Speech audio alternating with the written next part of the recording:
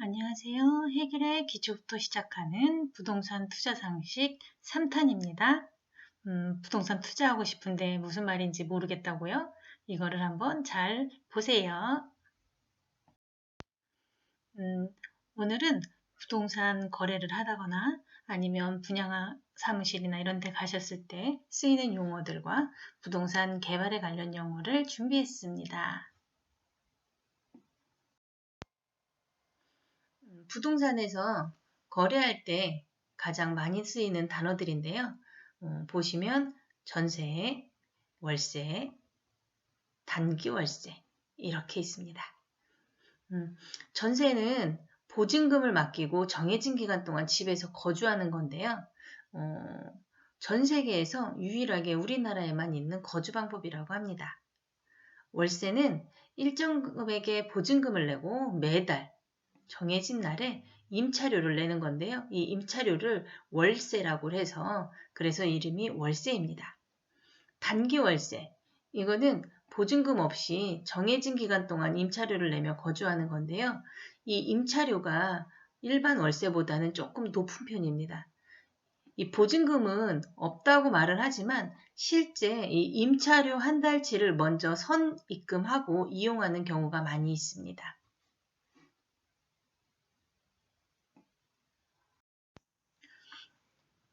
부동산 거래 시 사용하는 용어인데요. 임차인, 임대인, 렌트프리, 매도인, 매수인. 임차인, 임대인 같은 경우는 전월세, 앞서 얘기했던 전월세 얘기들을 할 때 쓰이는 용어예요. 이 임차인 같은 경우는 세입자라고도 하고요. 월세를 주로 내고 거주하시는 분들이고요. 임대인은 집주인 또는 건물주인을 통칭하는 말입니다. 렌트프리는 주택에서는 거의 사용하는 단어는 아니고요. 상업시설에 주로 이용하는 단어인데요. 상가 월세 들어가시는 장사하시는 상인분들이 이 단어를 쓰죠. 이거는 이제 일정 기간 동안 월세를 내지 않고 무상으로 상가를 이용하는 겁니다. 대부분 이제 렌트 인테리어 하는 기간 동안은 수입이 발생되지 않잖아요. 그러다 보니까 요때에 이제 이 기간 동안은 이제 월세를 내지 않고 하는데 이 인테리어 기간이 뭐 한 달이 걸릴 수도 있고 안 걸릴 수도 있지만 기본적으로 렌트프리 기간은 뭐 한 달에서 뭐 3개월 상가가 상권이 좀 형성되지 않은 데들은 최대 1년까지도 렌트프리를 받는 경우도 있습니다. 매수인 같은 경우는요, 집을 매매를 할 때, 집이나 건물을 매매할 때 쓰이는 단어인데요. 매도인은 집주인, 건물을 파는 주체고요. 매수인은 집을 살 사람. 이게 이제 계약서상에 들어가는 단어입니다.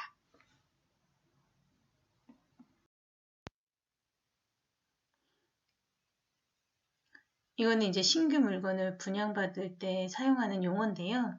아마 오피스텔이나 아파트 분양하는 분양사무실에 가셔서 계약을 하실 때 보시면 계약서상에 적혀 있는 내용이고요. 거기에서 일하시는 상담하시는 분들이 얘기들을 하실 때 저도 이쪽 일을 하고 있지만 못 알아들으시는 분들이 아주 간혹 있으십니다. 전용 면적이 뭐냐고 물어보시는 분들도 계시고 실면적은 또 뭐예요? 이렇게 물어보시는 분들이 있어서 제가 한번 여기다가 적어봤는데요. 공급 면적은 전용 면적 플러스 주거 공용 면적을 합한 면적입니다. 아파트에 주로 사용하는 단어입니다. 계약 면적은 전용 면적, 주거 공용 면적, 기타 공용 면적을 전부 합한 면적이고요. 아파트 제외하고 나머지 상품들, 그러니까 오피스텔, 상가, 뭐 아니면 건물 뭐 이런 것들을 매매를 하실 때 주로 쓰일 때 이 계약 면적이라고 표현을 합니다. 여기에는 발코니 서비스 면적은 포함이 안 됩니다. 전용 면적은 각 세대가 내가 개인적으로 사용할 수 있는 실제 사용하는 실내 면적입니다. 이게 이제 등기부상에 기재가 되는 면적이죠. 이게 이제 뭐 아파트 84, 뭐 아니면 59 이렇게 전부 다 전용 면적에 포함됩니다. 실면적은 뭐 똑같은 단어 아닌가 싶으신데 조금 차이가 있습니다. 이 전용 면적에 이 서비스 면적을 포함한 면적인데요. 이 서비스 면적이 없는 현장들 같은 경우는 그냥 전용 면적이라는 단어만 사용합니다. 공용 면적은 공동으로 함께 쓰는 면적인데요. 주거 공용하고 기타 공용하고 나뉩니다. 아니 이걸 왜 굳이 나눌까? 그냥 다 공용인데. 하지만 이게 이유가 있습니다. 왜냐하면 이 주거 공용 면적과 이 기타 공용 면적이 나뉘어진 이유는 아파트 같은 경우는 이제 주택법, 그리고 오피스텔 같은 경우는 건축법을 따르는데 그게 어떻게 따르느냐에 따라서 포용하는 게 틀리거든요. 그래서 주거 공용 면적 같은 경우는 실제 아파트에 내가 거주하면서 필요로 하는 위치들이죠. 공동 현관, 계단, 엘리베이터, 복도, 비상구 이런 것들을 주거 공용이라고 하고요. 기타 공용 같은 경우는 주차장, 경비실, 관리실, 뭐 단지 내 커뮤니티 시설, 그러니까 이런 부대 시설들 이런 것들을 기타 공용 면적이라고 합니다. 여기서 조금 이해가 부족하실까봐 한 가지 더 들어드리는데요. 아파트는 공급 면적을 분양 면적으로 표기합니다. 그리고 오피스텔은 계약 면적을 분양 면적으로 표기합니다. 이게 왜 그러냐면은 아파트는 주택법을 따르고 오피스텔은 건축법을 적용하기 때문이라고 하는데요. 그래서 같은 분양 면적일 때 아파트가 더 크게 보이는 이유입니다.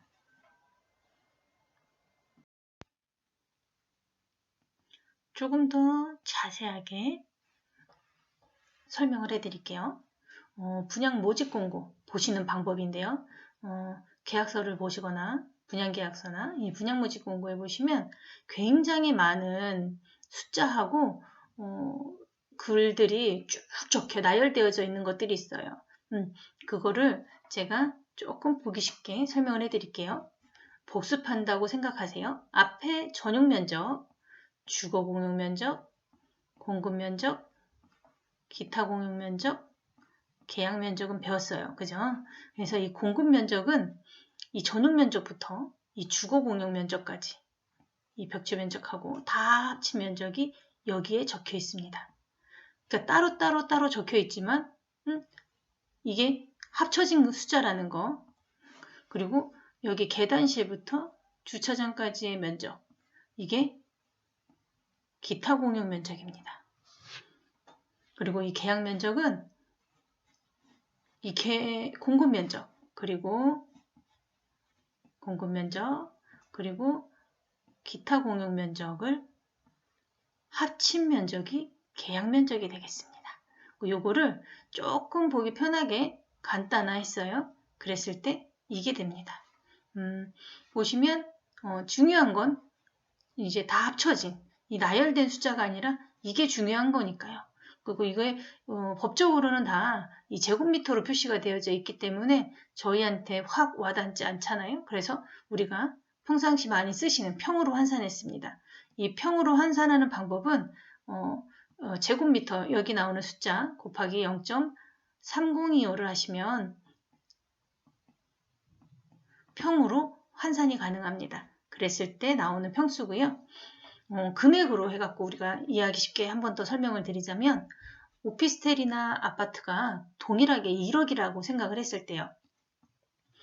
오피스텔은 이 계약 면적으로 나누기를 합니다. 평으로 17.07평으로 나누면 평당 분양가가 585만 8,230원.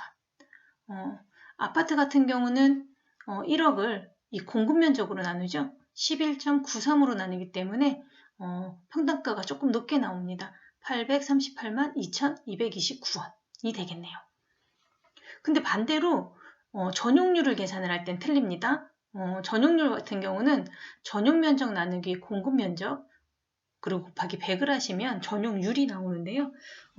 아파트 같은 경우는 이렇게 계산을 했을 때 75%. 오피스텔 같은 경우는 아까 말씀드렸다시피 이 전용 면적에 계약 면적을 나누고 곱하기 100을 하기 때문에 53.7%가 나옵니다.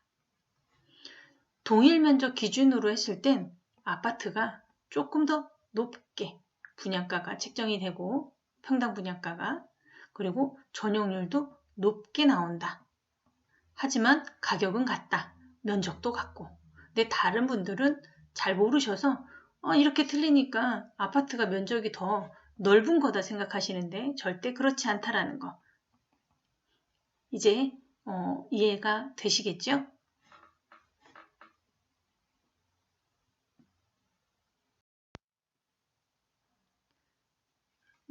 부동산 개발과 관련된 용어입니다.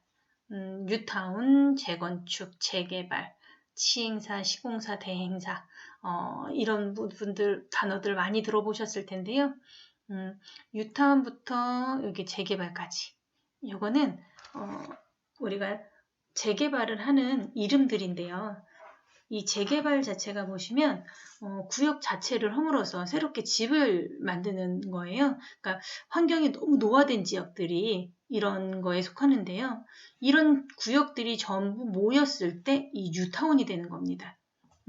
그랬을 때는 아무래도 굉장히 넓은 구역이 주거 환경이 되다 보니까 집가가 많이 상승을 하고 그러다 보니 투자하시는 분들이 아무래도 뉴타운 쪽 개발을 많이 쳐다보고 계시죠. 재건축은 조금 틀립니다. 환경 자체 아예 허무는 전체가 다 이루어지는 게 아니고요. 이거는 구역하고 상관없이 우리 집 지역, 몇 번지, 딱 내가 아는 아파트 단지 하나, 이런 식으로 해서 집만 허물고 집을 짓는 겁니다. 따로 환경이나 이런 것들이 개선이 되는 부분 크게는 없지만 그래도 노화된 주택이 아니라 새로 된 건물을 자꾸 살고 싶으신 아파트 단지들 최하 노후가 한 30년 이상 돼야지 재건축이 가능합니다. 그리고 시행사, 시공사, 대행사 요거는 이제 우리가 분양계약서를 쓸 때 주체자들 이름인데요. 이 시행사는 건물을 지을 때 공사 과정이나 전체적인 책임, 대출이나 이런 것들까지 전부 다 책임지고 주최하는 입장인데요. 이게 땅 소유주라고 보시면 됩니다. 그리고 시공사, 우리가 흔히 알고 있는 건설사죠. 시행사의 발주를 받아 공사만 진행합니다. 이게 만약에 GS에서 지었으면 GS 브랜드를 달고요. 이게 이제 삼성 레미안 브랜드를 다는 경우도 있고 건설사가 어디냐에 따라서 이름은 틀려지게 되겠죠. 근데 간혹 책임준공이라는 단어들이 나오는 경우도 있습니다.